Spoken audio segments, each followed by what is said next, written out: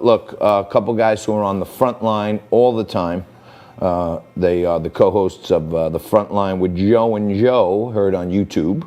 Joe Pacillo and Joe Reciniello. These guys are sidewalk counselors. They go out to abortion centers in New Jersey and New York, former stockbroker. Joe Pacillo is, and they're missionaries of charity. And guys, you've been part of this lay movement for the Franciscan Friars of the Renewal. You have a global following. How do you feel? I don't want to get into religion first, but you know, I see a lot of vowels in there. I got a vowel. My partner Frank's got a vowel. I know you posted the removal of the Columbus statue in Newark. I've been trying to call this mayor of Newark. How bad is this in the corrosion of, you know, our history and our principles of this country to start ripping down Christopher Columbus? John, let me, rather than say what, let's say, happened down there, let me answer your question by giving you a quote. May I do that? Sure, you can do whatever you want. All right, let me read you this quote. Let me read you this quote, and this will kind of like, this will encapsulate it for you. Every record has been destroyed or falsified. Every book rewritten. Every picture repainted. Every statue and street building has been renamed. Every date has been altered. And the process is continuing day by day and minute by minute. History has stopped. Nothing exists except an endless present, which the party is always right. Now, that's George Orwell, John. I think he's a little bit smarter than me, okay?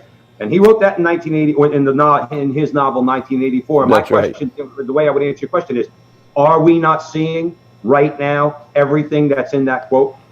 I think it's verbatim. And Joe, I don't know if you guys saw it or talked about it on The Front Line with Joe and Joe on YouTube, but you know, there's a bunch of kids now out there that are part of this movement. They got like 1 million views on TikTok, and they're encouraging people or trying to convince people not to wear red, white, and blue, but to wear a rainbow for Independence Day, or else you're a racist.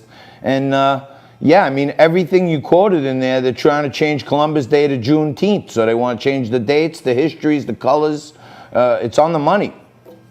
John, something I want to also talk about a little bit is it's not going to end with statues. If you look at history, anytime there is attack on statues or history, free speech is then attacked. We're seeing that right now. This country used to value a pluralism. It valued discourse. It no longer does. We see journalists. They're advocates. They're not journalists. You cannot speak or question the defunding of the police. You cannot question or even have an intelligent conversation if institutional racism exists or not. This is an attack, maybe the largest attack on free speech that America has ever faced. We're seeing it in corporate America. We're seeing it in academia. We're seeing it on social media. If you put the wrong thing on social media, you can be doxxed and lose your job. History has always shown that orthodoxy is never satisfied with silence. It demands speech. And once it gets speech, it then looks for blood. That means you, John. That means me. That means Joe Pacillo. This country was founded by immigrants. Joe Pacillo and I are calling all people of goodwill, black, white, Latin Americans, Asian Americans, to get back to basics. What are the basics? God and country. We have to get back to our moral compass. We have to stand up. We have to say the truth. This movement that Joe and I have started is calling men particularly. We must be unwavering. We must stand for the truth. Be damned the consequences, because our country is at stake and a war is being waged against us. I agree with you. And listen, I'm proud of my Italian heritage, and I'm also half Irish. And if you go back into the annals of history, in New York City, there were government contracts put out that said, hey, you can't hire Irish or Italians. So, you know, like if we dig down into the history of every race, it's disgusting. But what is The Front Line with Joe and Joe is the show, but what's the movement? What is the movement? Because I agree with you. I've been saying it for like a year now. The white, middle-aged male is under complete attack right now. Yeah, they have declared us their enemy.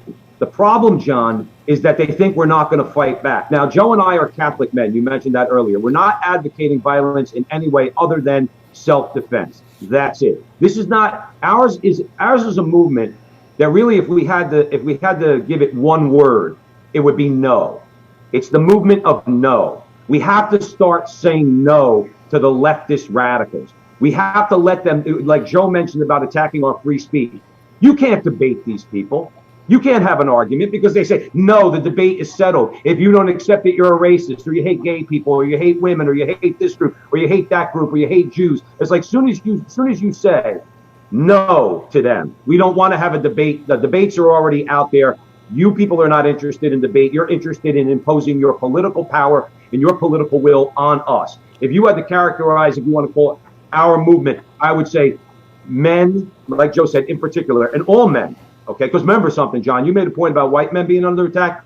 Black men who think like us are under attack. Hispanic my goodness, I agree. Yeah, so our thing is this. We must have the courage to stand firm and say no to the leftist rage mob. We must do this. If you value America, we have to demand this.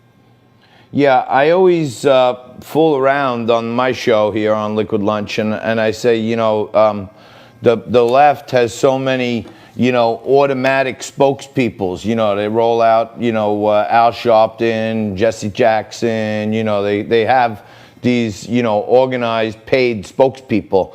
And anyone, God forbid, who tried to step forward and say, hey, I'm going to be a spokesperson for Caucasian people would probably get assassinated, doxxed, you know, threatened to be killed, called a racist and everything else. So it's like it's a game you can't win almost. If we join together, I think that, and people of common mind, okay, like those, we think the same way. If the Catholic Church would call all people, even non-Catholics, say people of goodwill, people that recognize the moral law, people that recognize natural law, people that recognize there are boundaries in life beyond which you do not cross. This encompasses many, many, many people. So this movement would be such that we could get, let's say, conservative Protestants, conservative Jews, like the Orthodox down in Lakewood, New Jersey, who are under attack because they're trying to protect their families from the indoctrination in the public schools. We could get people of like mind, people of goodwill, to join this movement, and yes, it would have political consequences. To walk into a congressman and say, you're going to listen to us now. Like Al Sharpton, you mentioned Al Sharpton and Jesse Jackson. That's all they've ever done, is walk into corporate America or walk into the politicians' office and say, you're going to do what we want you to do. Or we're going to have or there's going to be a protest outside your stores tomorrow. That's, you know, that's what we need. That's what we need to do. Yep. And John, it's about all people. I mean, Joe Pacillo and I are married to sisters who happen to be African American. We love everybody. Ah, beautiful. I love Irish people. Right. I love Italian people. I love everybody. Guys, I got to leave it there. I'm going to ask my audience to go check out The Front Line with Joe and Joe on YouTube and learn more about how you can join the cause of saying no. John, real quick, say yes to staying right there. We'll come back at you right after this. More Liquid Lunch for you.